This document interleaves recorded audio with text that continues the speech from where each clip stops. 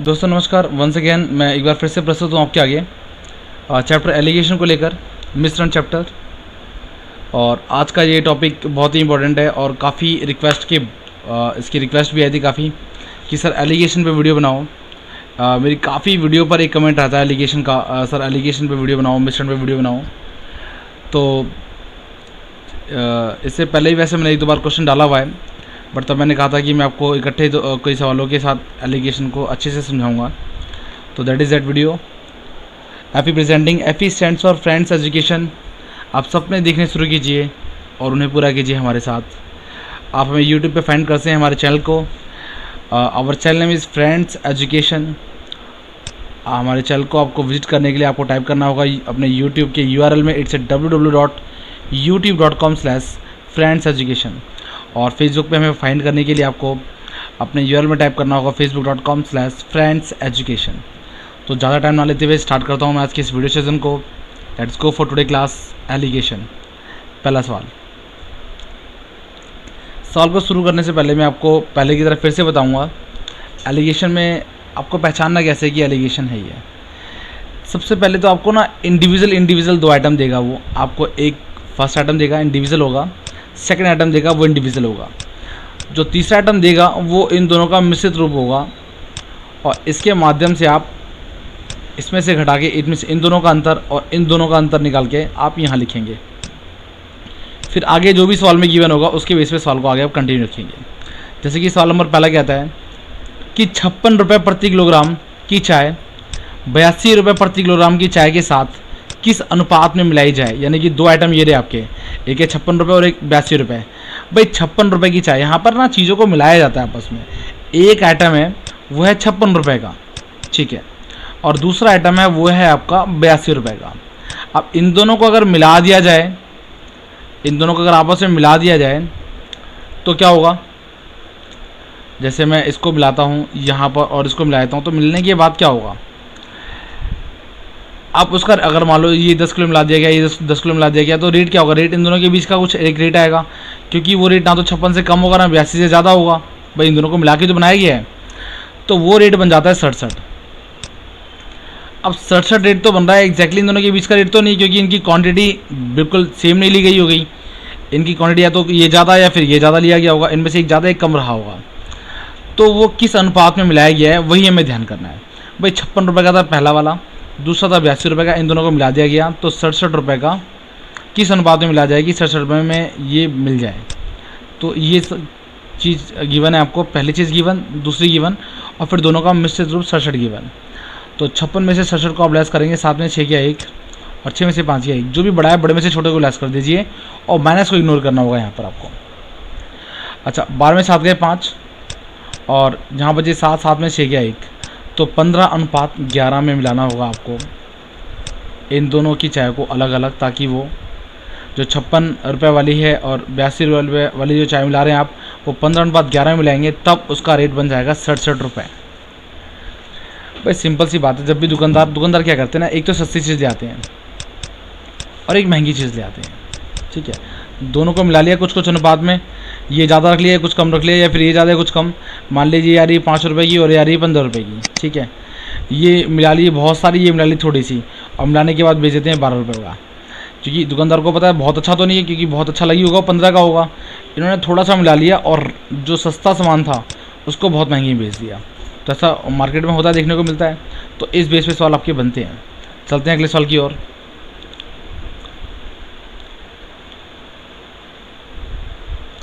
अगला सवाल कहता है 24 रुपये 20 पैसे रुपये, यानी कि 24.2 रुपीज़ प्रति किलोग्राम के कितने चावल 18.50 रुपये प्रति किलोग्राम वाले 70 किलोग्राम चावल में मिलाए जाएँ कि मिश्रण 23 रुपये प्रति किलोग्राम बेचने से 15% का लाभ हो। बहुत बढ़िया सवाल, ध्यान देना। आपको कई चीज़ें इसके अंदर आ गई हैं, क्वांटिटी भी आ गई, प्रॉफिट भी चाहता है। अच्छा, सबसे पहले तो मैं आपको बताऊँ एक चीज़। अगर मान लो मैं 100 रुपये की खरीदता हूँ, 100 रुपये का CP है, ये चीज़ कहाँ से आ रही है, ये चीज़ आ रही है प्रॉफिट लॉस से, जो यहाँ पे प्लस हुई है। तो ये आपको ध्यान रखना है। भाई 100 रुपये की कोई चीज़ है, अगर मैं उसे बेचता हूँ 20% प्रॉफिट पे, भाई 100 रुपये की वस्तु थी, मैं उसको 20% प्रॉफिट पे बेचता हूँ, तो 20% को बोलते हैं 1/5, या फिर 20/100 को बोलते हैं 20/100। काट के तो 1/5 ही आएगा। ठीक है, जब बढ़ता है प्रॉफिट हो रहा है तो ये हो जाएगा 6/5। तो आप 100 की गुणा डायरेक्टली कर दीजिए 6/5 में। तो 5 दूनी 10, 0, 20 छक्के 120। तो 120 रुपये की चीज़ बिकेगी, कौन सी, जो 100 रुपये की थी। तो प्रॉफिट का यही होता है। अब यहाँ पे कह रहा है 15% का लाभ हो। अच्छा, सबसे पहली बात, अब इसी सवाल को मैं थोड़ा सा उल्टा करता हूँ। इस सवाल को कराने से पहले प्रॉफिट लॉस में आपको घुमाना पड़ रहा है मुझे। एक वस्तु ली गई 120 रुपये की, 120 रुपये की, और 120 रुपये की बेचे जाने पर 20% का लाभ होता है, 20% लाभ होता है। तो CP ज्ञात करो। मैंने प्रॉफिट लॉस का ऑलरेडी वीडियो अपलोड किया हुआ है, वहाँ से आप इन चीज़ों को सीख पाएंगे। बट फिलहाल मैं इस सवाल को कराने के लिए एक छोटा सा प्रॉफिट लॉस में आपको करा रहा हूँ। तो 20% को बोलते हैं 1/5 और लाभ है तो 6/5।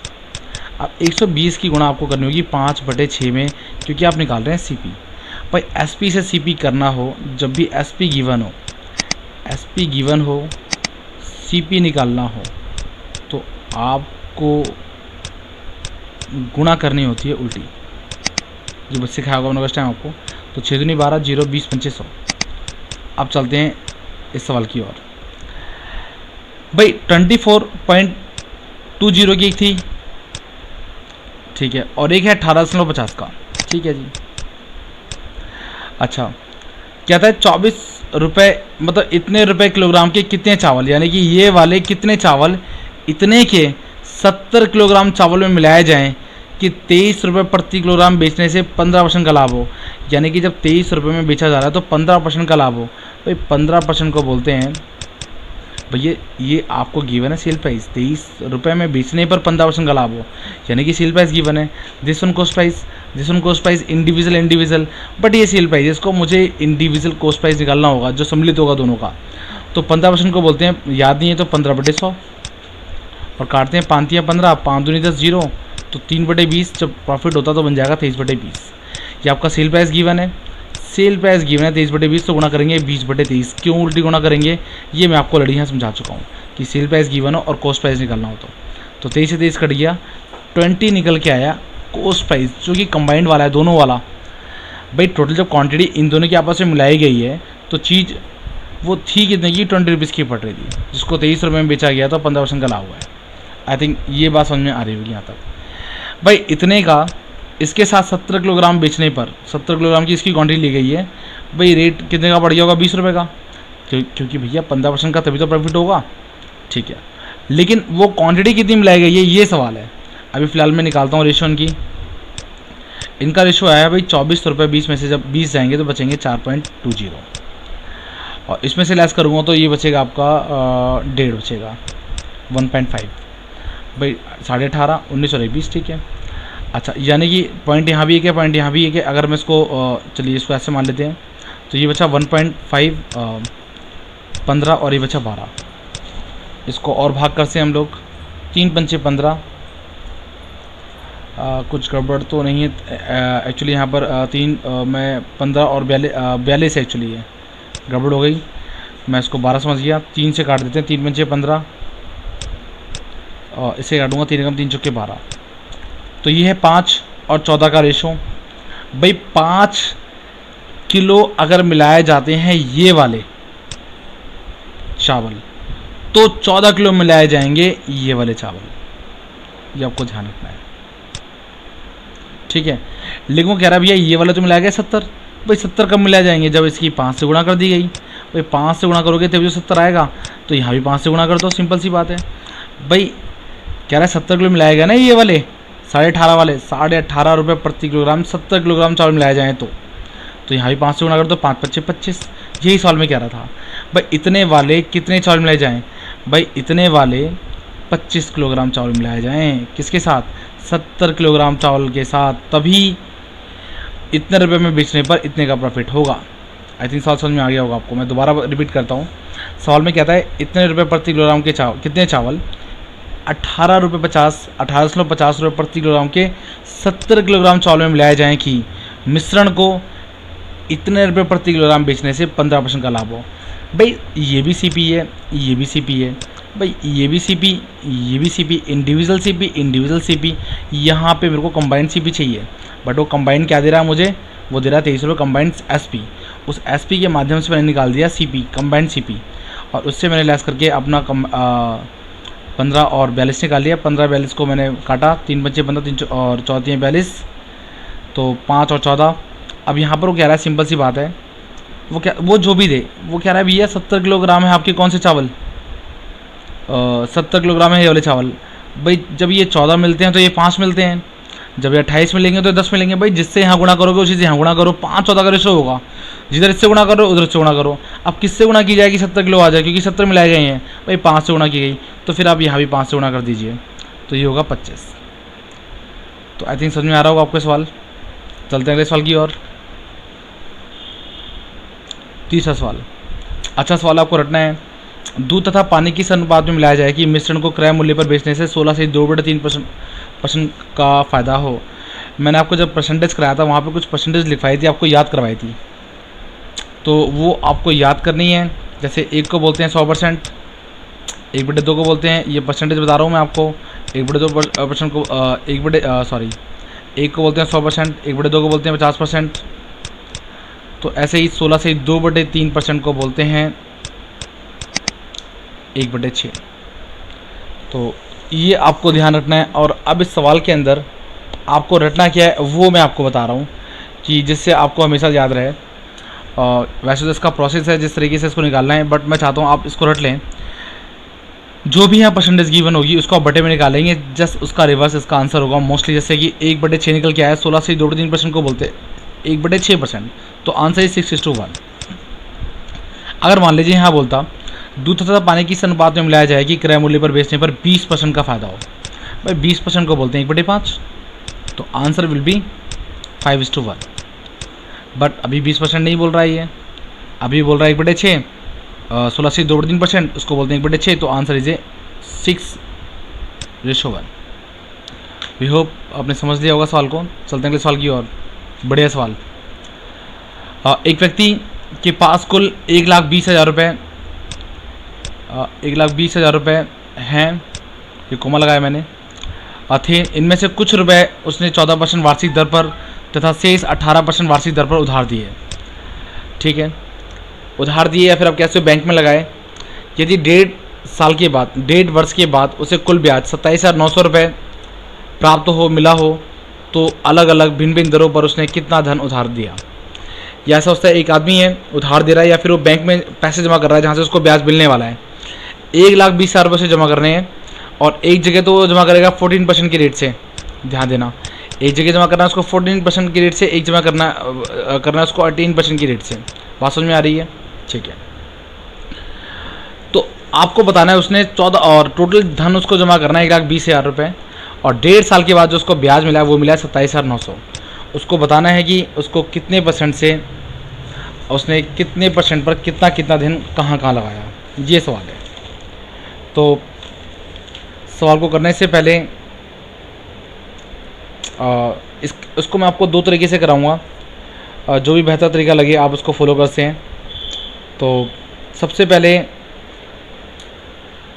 आप ये सोच सकते हैं कि जो आपका, सबसे पहले मैं चाहता हूं कि एक मिनट ज़रा,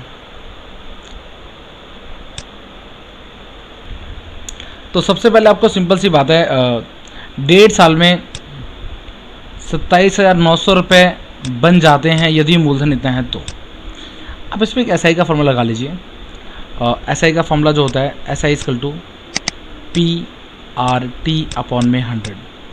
ठीक है जी, SI आपको गिवन है 27,900, P आपको गिवन है 1,20,000 जो कि मूलधन है।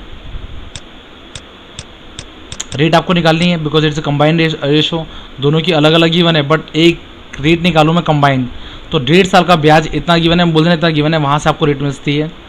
और टाइम आपको गिवन है 1.5 साल। 1.5 साल का मतलब 2 × 2 = 3/2, 3/2। भाई 2 जीरो से 2 जीरो कट गई, और इन 2 जीरो से ये 2 जीरो कट गई, तो R = 27,900 279, 2 जीरो से 2 जीरो कट चुकी है, 2 पहुँच गया ऊपर और 3 पहुँच गया नीचे, साथ में ये 12 भी पहुँच गया नीचे, 12 बचा हुआ है। 2 × 2 = 2 × 6 = 12, 3 से काटता हूँ, 3 × 9 = 27, 3 तिया 9, फिर 3 से 3 दूनी 6, 3 तिया 9 और 3 एकम 3, यानी कि 31/2, जिसको मैं लिखता हूँ 2 एकम 2, 2 पंचे 10 और 2 पंचे 10, यानी कि 15.5। ये कंबाइंड रेशियो निकाली है मैंने, यानी कि एक ये इंडिविजुअल गिवन है, एक ये इंडिविजुअल गिवन है, और अब आपकी एक कंबाइंड रेशियो भी गिवन है 15.5।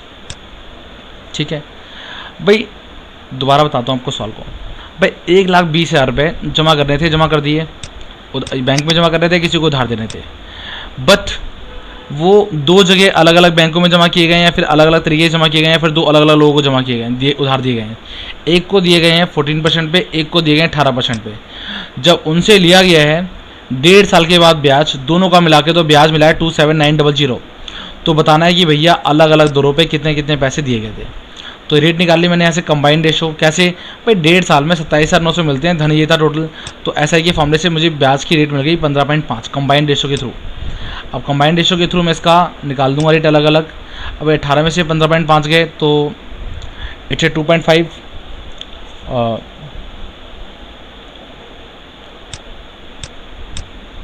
और यहाँ पे बचेगा 15.5 में से 14 जाएंगे तो इट्स 1.5 दोनों में। तो सिंपल सा 25 और 15 लिख दिया मैंने, करता तो काट दीजिए, 5 पच्चे 25 और 5 तियाँ 15। तो 5:3 की रेशो में टोटल धन लगाया गया है। अब भैया धन था कितना, धन था आपका 1,20,000, उसको आपको तोड़ना है 5:3 की रेशो में। तो भैया तुम्हारे हिसाब से धन टोटल कितना है 1,20,000, मेरे हिसाब से धन कितना है 8,000। इस तरीके से भाग कर लीजिएगा आप, 8 एकम 8 बचे 4, 8 पंचे 40, 0 0 0 15,000 है मेन वैल्यू, जस्ट लाइक जैसा कि हम हमेशा करते आए हैं। तो 15 गुना इसमें कर दीजिए, 15 पंचे 75,000 और 15 तियाँ 45,000। तो इस तरीके से आप सवाल को कर पाएंगे जो मैंने मिश्रण से कराया। अब मैं आपको इसका दूसरा तरीका फॉलो करके कराता हूँ सवाल को।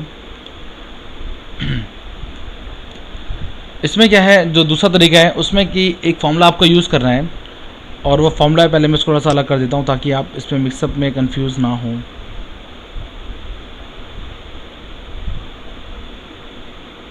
But answer is 75,000 and 45,000। जो भी तरीका आपको अच्छा लगेगा आप फॉलो करते हैं। इसके लिए आपको एक फॉर्मूला याद होना चाहिए। वो जो फॉर्मूला है वो है ब्याजों का अंतर बटे दरों का अंतर इनटू में 100। अच्छा, ये क्या है, आपको इस साल को करने के लिए पहले आपको मान के चलना पड़ता है कि सारा का सारा धन लिया गया है किसी 1% से। भाई जैसे अगर पेपर में आ जाए 14% का निकालो, 18% का ना पूछे तो एक बार में उत्तर निकल जाएगा। 18% का पूछे, जो भी आपसे पूछे आपको निकालना क्या है। अगर 14% का पूछे तो आप सारा का सारा धन मान लो 18% से लिया गया है। अगर वो 18% का पूछे तो आप सारा का सारा मान लो 14% से लिया गया है। अभी मान लीजिए वो पूछता है कि सारा का सारा धन लिया गया है, कुछ ही मान लीजिए आप, यहाँ मान लीजिए कि सारा का सारा धन लिया गया 14% से, तो मैं या फिर 18% मान लीजिए, कुछ ही मान लीजिए। जो पूछ रहा है 14% पूछ रहा है तो आप मान लीजिए 18%। अगर वो 18% पूछ रहा है तो आप मान लीजिए सारा का सारा धन लिया गया है 14% से। आप क्वेश्चन ध्यान रखना है आपको कि वो पूछ रहा है 18% से। तो 1,20,000 मैंने सारा का सारा धन मान लिया कि उसने लिया 14% से। ध्यान देना है, वो पूछ रहा है 18% का, मैं मान के चल रहा हूँ 14% का। ठीक है, तो उत्तर निकलेगा 18% का ही। ठीक है, सारा का सारा धन मैंने मान लिया कि 14% से लिया गया है। तो ब्याज क्या होगा 14,000 14,000 14 दूनी 28 की 8 हाथ से लगे 2, 14 कम 14 और 2 16, 16,800। भाई मेरे हिसाब से जो ब्याज मिला है वो ब्याज मिला है 16,800, बट उसके हिसाब से जो ब्याज मिला है वो मिला है आपका 27,900। 27,900 को आपको तोड़ना होगा क्योंकि ब्याज 1 साल के लिए निकलता है। यहाँ पे मैंने 1 साल का ब्याज निकाला है। 27,900 को आप तोड़ेंगे कैसे 1 साल का ब्याज निकालने के लिए। भाई 27,900 तो आपका 1.5 साल का ब्याज है ना। 2 कम 3/2, 3/2 को आप भाग करेंगे किससे, 3/2 से भाग करेंगे तो 3 यहाँ पहुँच जाएगा और 2 पर पहुँच जाएगा। तो 3 निम 27, 3 तिया 9, 0 0, तो 2 तिया 6, 2 निम 18, 0 0, 18,600 1 साल का ब्याज वो गिवन है। अब आपको यहाँ ध्यान भाई, थोड़ा सा लंबा हो रहा है, लंबा इसलिए हो रहा है क्योंकि मैं पहला सवाल आपको करा चुका हूँ ऑलरेडी। जो टाइम यहाँ जा रहा है उस सवाल को इस सवाल से हटकर सोचें, मतलब सवाल तो एक ही है बट उसका जो एक्सप्लेनेशन है, जो उसका जो मैं आपको समझा रहा हूँ उस पर ध्यान दो आप थोड़ा सा। इट में भी थोड़ी सी कन्फ्यूज़न होती है क्योंकि दोनों को एक साथ जोड़ते हुए करा रहा हूँ मैं लाइन मार मार के कुछ। तो 18,600 क्या है, अब आपको ये सोचना है कि 1 साल का ब्याज, इस 1.5 साल का ब्याज ये है, इसका मतलब ये भी गिवन है कि 1 साल का ब्याज कितना है, 1 साल का ब्याज 18,600। भाई सिंपल सी बात है ना भाई, 1.5 से मैंने भाग कर दिया 1.5 साल के ब्याज को, तो 1 साल का ब्याज आ गया। भाई 4 आम हैं 8 रुपए के, तो एक आम क्या होगा 8/4 यानी कि 2 रुपये। वही ये भाग कर दिया मैंने, 18,600 आ गया ब्याज। अच्छा अब देखते हैं इस फॉर्मूले को, ब्याजों का अंतर बटे दरों का अंतर इंटू में 100। ब्याजों का अंतर भाई मेरे हिसाब से आया था 16,800 बट उसके हिसाब से 18,600 गिवन है, तो 18,600 में से जो मैंने निकाला था 16,800 वो मैं लेस कर दूंगा। तो 16 में से 8 गए 8 और 7 में से 6 क्या 1, 1800 आया ब्याजों का अंतर। समझ रहे हैं थोड़ा सा, 1800 आया ब्याजों का अंतर। अब मैं चल रहा हूँ इस फॉर्मूले के हिसाब से, ब्याजों का अंतर 1800 इंटू दरों का अंतर, भाई एक रेट है 14 और एक रेट है 18, तो दरों का अंतर कितना हो गया 4 इंटू में 100। तो काटते हैं इसको, 4 चौके 16, 4 पंचे 20 और 7 में 0, 450 गुना जब मैं 100 में करूँगा तो 45,000 आएगा, ध्यान रखना है आपको। तो अब ये सोचना है आपको, निकालना था 18% का, निकालना था 18% का, मैं मान के चल रहा हूँ 14% का, तो उत्तर किसका निकला है 18% का ही निकला है। तो 18% का उत्तर 45,000, यहाँ भी 18% का उत्तर 45,000 था, तो 45,000 है। सेकंड निकालने के लिए वैसे तो 18% ही पूछ रहा, निकालने की जरूरत नहीं है, बट फिर भी अगर आपको निकालना है तो 1,20,000 में से आप लेस कर देंगे 45,000 को, तो फिर आपका 75,000 आ जाएगा। तो वी होप, एक बार मैं दोबारा समझाता हूँ सेकंड मेथड को। भाई 1,20,000 रुपये वो दे रहा है आपको, मैं मान लेता हूँ सारा का सारा धन लिया गया 14% से, भाई 16,800 ब्याज निकल गया। उसका ब्याज भी 1 साल का गिवन है इनडायरेक्टली, क्योंकि 1.5 साल का ब्याज दे रहा है 27,900, भाई 1.5 साल का दे रहा है, इसका तो 1 साल का भी गिवन हो गया। भाई 1.5 से भाग कर दिया, 1.5 का मतलब 3/2 से भाग कर दिया, 18,600 आ गया। ब्याजों का अंतर मैंने यहाँ से निकाल लिया, 18,600 में से 16,800 अपना वाला निकाल के लेस कर दिया, और फिर आ गया 1800। ब्याजों का अंतर 1800 बटे दरों का अंतर बटे में 4 इंटू में 100, तो दैट से 45,000 अंश धन लगाया गया था 18% की रेट से। चलते हैं अगले सवाल की ओर। 5वां सवाल, एक व्यापारी के पास 6 क्विंटल चीनी थी, इसमें से उसने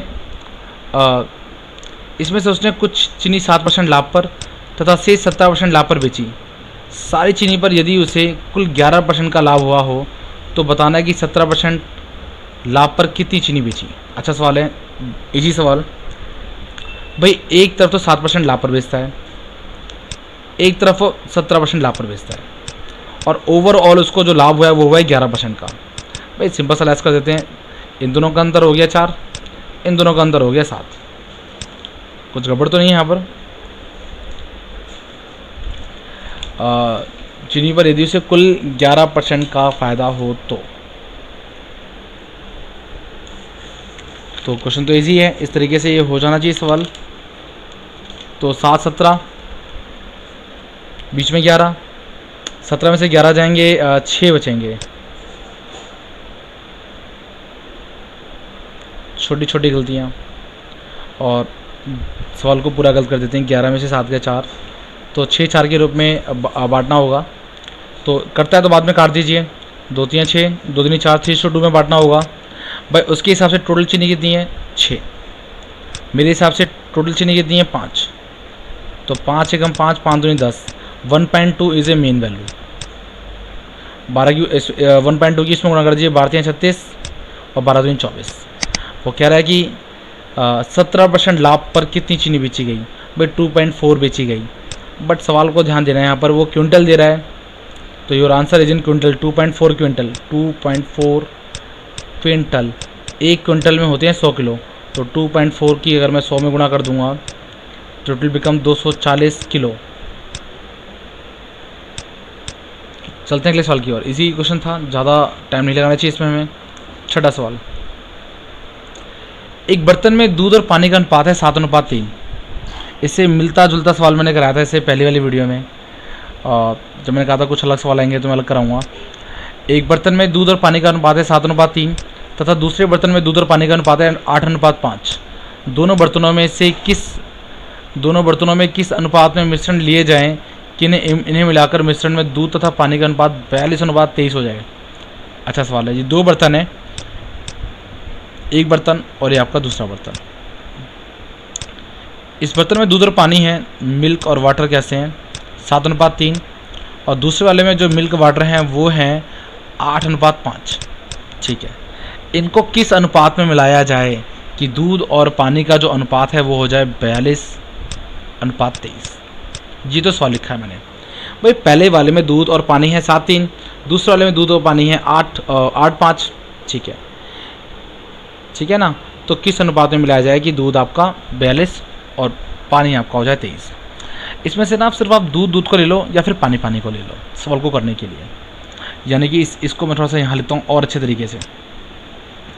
ये है फर्स्ट बर्तन और ये सेकंड बर्तन। ठीक है, दूध कितना है 7, कितने में से 10 में से 7 में से 10 है दूध, 3 तो अपने आप पानी हो गया। समझ वाली बात है, इजी करने के लिए ऐसा कर रहा हूँ मैं। इस वाले में दूध कितना है 8, कितने में से 13 में से 8 में से 13। ठीक है, और यहाँ बीच में है 42 दूध, कितने में से 42 दूध है, कितने में से दोनों को जोड़ दीजिए 3 और 2 5, 4 और 2 65 में से। बस सिंपल सी बात है, अब घटाना है आपको, answer you will easily find. But थोड़ा सा इजी करने के लिए मैं एलसीएम ले लेता हूँ। 10 और 13 65 का एलसीएम कितना होगा, और आराम से लेते हैं आप। 10 13 65 का एलसीएम 5 दूनी 10, 13 नहीं करता, ऐसे रहने दीजिए। 5 से इसको काटता हूँ, 5 कम 5 या 15। अब तो कुछ कटेगा नहीं, 13 दूनी 5 दूनी 10, 10 की 13 में गुणा करूँगा 130। तो 130 आ गया आपका एलसीएम। 130 की मैं हर जगह गुणा कर देता हूँ। ये क्या ऐसा जो भी काम कर रहा हूँ मैं सबके साथ कर रहा हूँ। ऐसा मैं इसलिए कर रहा हूँ ताकि संख्या थोड़ी सी इजी बन जाए। कि यहाँ भी इजी था वैसे ही लेस करना, लेकिन थोड़ा सा टफ हो जाता है एलसीएम लेकर, तो क्यों ना इन्हें पहले से इजी कर लिया जाए। तो 1 0 से 1 0 कट गई, 13 दहम 130 और 65 दूनी 130। ठीक है, तो 13 7 91। इसको मैं दोबारा ठीक से लिख रहा हूँ और अच्छे से। ये फर्स्ट है, ये सेकेंड है, तो 13 7 91। पेपर में आपको ऐसा नहीं करना है, मैं समझाने के लिए ऐसा कर रहा हूँ। 10 8 80 और यहाँ पे 42 दूनी 84। इसमें से लेस होगा तो 91 में से 84 गए तो 7 बचे, और 80 में से 4 गए तो ये बचे आपके 4। तो 4:7 में मिलाना होगा आपको दूध और पानी को, तब जाके वो अनुपात बनेगा 42:23। तो 4:7 is the answer of this question. चलते हैं अगले सवाल की ओर। 7वां सवाल। एक व्यक्ति 90 किलोमीटर की दूरी 9 घंटे में तय करता है। ठीक है, तय की। इसमें से उसने कुल दूरी 8 किलोमीटर प्रति घंटा की दर से पैदल तथा शेष दूरी 17 किलोमीटर प्रति घंटा की दर से साइकिल से पैदल तय की गई दूरी याद करो। मैंने आपको स्टार्टिंग में बताया था एलिगेशन में 3 चीज़ें गिवन होती हैं, एक इंडिविजुअल, अगला इंडिविजुअल और तीसरा कंबाइंड। तो कहता है कि भाई 8 किलोमीटर दूरी तो गया पैदल, भाई ठीक है पैदल चला गया, ये पैदल जा रहा है वो, और दूसरा जा रहा है वो साइकिल से। तो दूसरा जा रहा है वो आपका 17 किलोमीटर प्रति घंटा की दर से साइकिल से। ठीक है, और स्टार्टिंग में आपको बता रहा है वो 90 किलोमीटर टोटल ओवरऑल गया है 9 घंटे में। इसका मतलब कंबाइंड आपको दिया हुआ है 10 किलोमीटर प्रति घंटा। भाई 90 किलोमीटर दूरी 9 घंटे में कोई तय करता है तो 10 किलोमीटर प्रति घंटा दे रहा है वो, इंडिविजुअल दे रहा है इसका मतलब। अब आपको वही करना है भाई, 10 में से 8 गए 2 और 17 में से 10 गए 7। अब भाई उसके हिसाब से टोटल दूरी है कितनी 90 किलोमीटर, और मेरे हिसाब से टोटल दूरी जो तय की जा रही है वो की जा रही है 7 और 2 9। तो 90 को जब मैं 9 से भाग करता हूँ तो 10 इज ए मेन वैल्यू। इस 10 की गुणा करनी है आपको 7 में, 10 7 70, और इस 10 की गुणा करनी इसमें 10 दूनी 20। अब वो जो भी पूछे दैट इज द आंसर। अगर वो पूछता है कि पैदल, वो पूछ रहा है पैदल तय की गई दूरी कितनी है, तो पैदल तय की गई दूरी कितनी है 70 किलोमीटर। साइकिल से उसने तय की है केवल 20 किलोमीटर। अगला सवाल कहता है 3 प्रकार के गेहूं हैं जिनके क्रय मूल्य यानी कि कॉस्ट प्राइस 4.80, 5.76 और 6.96 रुपये प्रति किलोग्राम है। किस अनुपात में मिलाया जाए कि मिश्रण का जो अनुपात है 5.64 हो जाए। अब तक मैंने आपको बताया था फर्स्ट गिवन है, सेकंड गिवन है और एक इंडिविजुअल गिवन है, दोनों का कंबाइंड। बट यहाँ पे 3 आइटम आ रही हैं। बट 3 आइटम आ रही हैं तो आपको करना क्या है, एक बार तो इन दोनों को ले लो कंबाइंड वाला बीच में रख लो, फिर एक बार इन दोनों को ले लो और कंबाइंड वाला बीच में रख लो, इससे रेशो निकाल के आपको निकालना है। मैं बताता हूँ कैसे करना है आपको। भाई एक कंबाइंड लेके चलते हैं, 4 रुपये 80 पैसे को मैं लिखता हूँ 480 पैसे, और 5 रुपये 76 पैसे को मैं लिखता हूँ 576, और ऐसे ही 696 तीन है ये, ठीक है जी। अच्छा मैं बात करता हूँ पहले 480, 576 और कंबाइंड है आपका मिश्रण को 5.64 यानी कि 564, ठीक है। लेस करते हैं भाई, 4 में से 0 गए 4, और 16 में से 8 गए 8, 84, और 6 में से 4 गए 2, और 7 में 6 गया 1, 12, 84। इसको हम लास्ट में काटते हैं, 12 कम 12 कट जाए तो 12 कम 12, 12 से 84, यानी कि फर्स्ट का और सेकंड का जो रेशो आया अभी वो आया 1:7। अब बात करता हूँ यहाँ पे सेकंड की और थर्ड की। सेकंड है आपका सेकंड था आपका 576, और थर्ड था आपका 696। कंबाइंड अब भी सेम है 564, आपको वैसे ही लेस करना है भाई। 576 और आपका 64, ये पहले की तरह 6 में 4 गया 2, और 7 में 6 गया 1, 6 में 4 गया 2, और 9 में से 6 गया 3, और 6 में से 5 गया 1। कटता है कि आपस में आई थिंक 12 से कटता है, तो 12 कम 12, 12 कम 12 और एक आपका 1। अब आपको ध्यान यहाँ देना है, फर्स्ट इस टू सेकेंड की जो रेशो थी वो थी आपकी 17, और जो सेकेंड और थर्ड की रेशो थी वो थी आपकी 11:1। तो अब आपको कंबाइंड रेशो निकालना है यहाँ पर, और कंबाइंड रेशो निकालने के लिए वो मैं आपको पहले भी करा चुका हूँ कंबाइंड रेशो अनुपात समानुपात वाले चैप्टर में। तो मैं यहाँ पे कंबाइंड रेशो निकाल रहा हूँ, ये है फर्स्ट, ये है सेकेंड, और ये आपका थर्ड। तो फर्स्ट सेकेंड की जो रेशो थी वो थी 1:7, 1:7, और सेकेंड और थर्ड की थी 11:1, ये 11 और ये आपका 1। गुणा कर देते हैं ऐसी तिरछी, ध्यान देना आपको, जिनको समय समझ में नहीं आया अब समझ लें वो। तो 1 की 11 में गुणा होगी तो 11, 7 की 11 में गुणा होगी 77, और 7 की 1 में गुणा होगी तो 7। तो रेशो होगा 11:77:7। तो 11:77:7 is the answer of this question. उम्मीद करता हूँ आपको एलिगेशन का चैप्टर समझ में आया होगा। Thank you so much for watching us, keep watching, keep learning. एक क्वेश्चन और रह गया है, बट ये आई विल अभी तो 2 सवाल रह गए हैं, और अपलोड करने में it may be there may be some problem little bit, so what to do. चलिए इस सवाल को पहले मैं आपको बता दूं कैसे करना है आपको। इस सवाल को मैंने पहले भी बताया था आपको पहले वाले एक सवाल में, कि जब भी आपका ऐसा सवाल आए, दे रहा हो क्वेश्चन, दूध तथा पानी किस अनुपात में मिलाया जाए कि मिश्रण को क्रय मूल्य पर बेचने से 16 से 2/3% का लाभ हो। तो जो भी रेट गिवन होती है उसको आप परसेंटेज में गिन लेते हैं, जैसे कि 16 से 2/3 बोलते हैं 1/6। मैंने आपको एक तरीके से और भी बता दिया था यहाँ पर, जो भी परसेंटेज गिवन होगी उसको बटे मान लेंगे और जस्ट उसका रिवर्स द आंसर। तो सेम इसी क्वेश्चन में ऐसे ही कर रखा है इन्होंने, ऐसे ही होना है। क्वेश्चन है दूध तथा पानी को किस अनुपात में मिलाया जाए कि मिश्रण को क्रय मूल्य पर बेचने पर 20% का लाभ हो। 20% को बोलते हैं 1/5। तो आंसर इज 5:1। ये आपको रट्टा मारना है।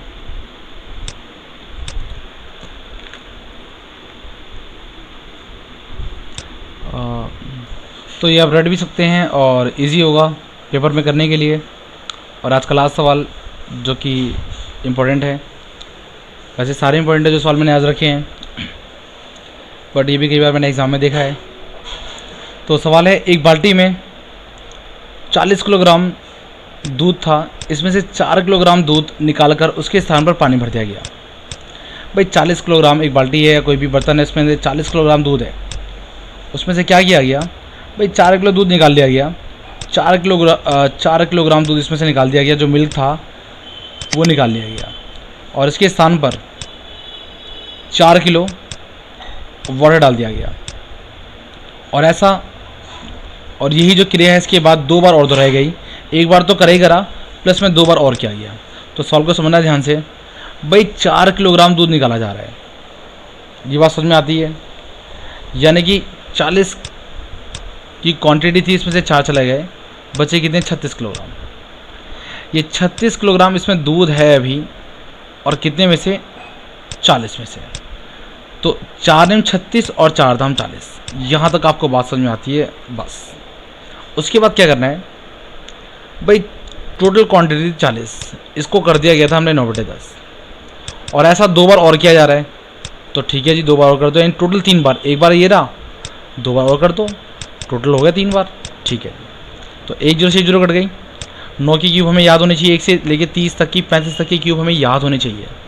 तो 9 की क्यूब होती है 729, 729 की गुणा करनी है आपको 4 में, और नीचे बटे हैं नीचे बचे हुए 10 की गुणा यानी कि 100। तो 4 निम 36 के 6 हाथ से लग गए, 3 4 दूनी 8 3 11, 11 का 1 हाथ से लग गए, 1 4 से 28 और 29, 29 16 और बटे में 100, यानी कि वो डबल जीरो लग जाती है यहाँ पर। तो 29.16 is the answer of this question. अंत में बने मिश्रण में दूध था 29.16 किलोग्राम, 29.16 किलोग्राम। तो thank you so much for watching us this video. Once again I will say, जो मैंने पहले बोल दिया था, ट्विटर पे भी आप हमें फॉलो कर सकते हैं, twitter.com/FE Education, और यूट्यूब पे भी आप हमें फॉलो कर सकते हैं। हमारे वीडियो को सब्सक्राइब करके, आप हमारे चैनल को सब्सक्राइब करके आप सभी वीडियो का आनंद उठा सकते हैं to grow up your knowledge of competitive exams. हमारा जो एड्रेस है यूट्यूब का, इट्स www.youtube.com/friendseducation। तो आज की क्लास में बस इतना ही, आपसे मिलता हूँ मैं अगली वीडियो में।